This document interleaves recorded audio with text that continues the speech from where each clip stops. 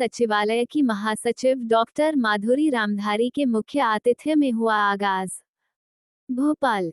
साहित्य, कला और संस्कृति के सबसे बड़े महोत्सव टैगोर अंतर्राष्ट्रीय साहित्य कला महोत्सव विश्वर्ग का आगाज गुरुवार को रविंद्रनाथ टैगोर विश्वविद्यालय परिसर में बड़ी धूमधाम से विश्व यात्रा के साथ हुआ। इस आयोजन में देश विदेश के सैकड़ों रचनाकारों, कलाकारों, साहित्यकारों, भाषाविदों द्वारा शिरकत की जा रही है। यह विश्वर्ग महोत्सव का 5वां संस्करण है। आज के उद्घाटन सत्र में मुख्य अतिथि के रूप में मॉरिशस से पधारी विश्व हिंदी सचिवालय की महासचिव डॉक्टर माधुरी रामधारी उपस्थित रहीं। उन्होंने दीप प्रज्वलन करके महोत्सव का शुभारंभ किया। टैगोर विश्वविद्यालय के कुलाधिपति और विश्वर्ग के निदेशक संतोष चौबे, सह निदेशक लीलाधर मंडलोई, वनमाली सृजन पीठ के अध्यक्ष मुकेश वर्मा, विश्वर्ग की सह निदेशक डॉक्टर अदिति चतुर्वेदी वत्स,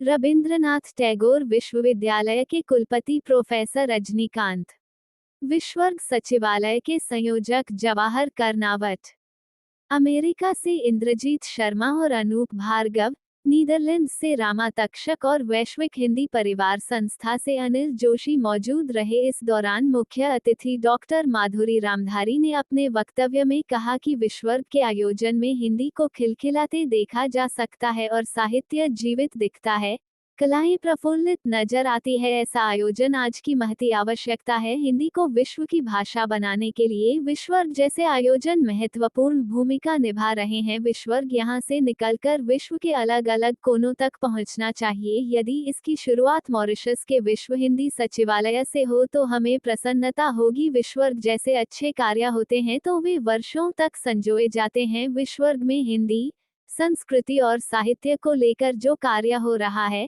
वो सदियों तक लोगों की स्मृति में रहेगा। साथ ही उन्होंने हिंदी के प्रचार में विश्वर्ग के निदेशक संतोष चौबे की भूमिका पर बात करते हुए कहा कि सबको साथ लेकर चलने की शक्ति को संयुक्त शक्ति कहते हैं और यह शक्ति संतोष चौबे के पास है, इसलिए वे इतनी विशाल परिकल्पना कर पाते हैं और टीम को लेकर आगे बढ़ रहे हैं।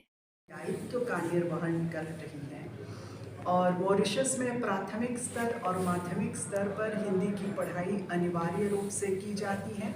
उसके बाद उच्च माध्यमिक स्तर पर वैकल्पिक हो जाती है यह पढ़ाई। फिर प्राथमिक माध्यमिक से लेकर विश्वविद्यालय स्तर तक BA, MA, MPhil और PhD के स्तर पर विद्यार्थी हिंदी का अध्ययन कर रहे हैं।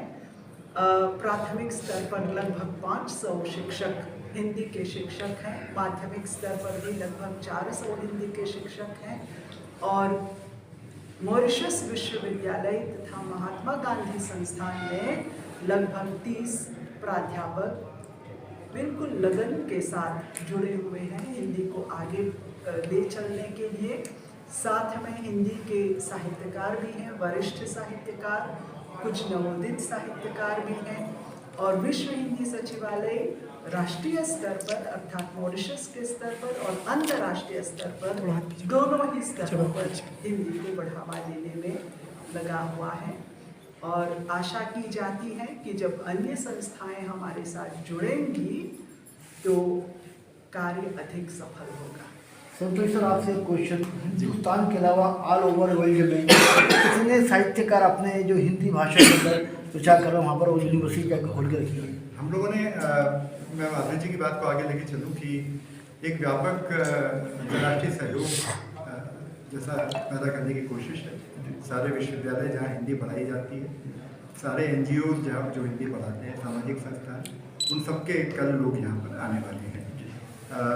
करीब करीब 1000 लेखकों का जो प्रवासी हैं हमारे यहाँ नहीं है, बाहर के लोग हैं, उनका डेटाबेस हमने बनाया है जो हिंदी और उर्दू दोनों में काम करते हैं और वो डेटाबेस हमारे पास है।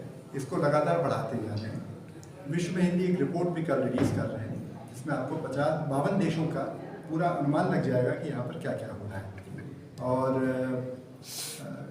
हमने इन विश्वविद्यालयों के भी टच में हैं जहाँ पर हिंदी पढ़ाई जा रही है, तो उनका पाठ्यक्रम अलग है। कई मंदिरों में पढ़ाया जाता है, कई संस्थानों में पढ़ाया जाता है, उनको भी बुलाया है। कि अपने अपने अनुभव शेयर करें और फिर एक ऐसा बड़ा प्रयास पूरे विश्व में किया जाए जो कि हिंदी को आगे बढ़ाए। सर लास्ट क्वेश्चन, हाँ रविन्द्रनाथ टैगोर जी के अलावा भी कई साहित्यकारों ने जन्म लिया है धरती के ऊपर। जी जी।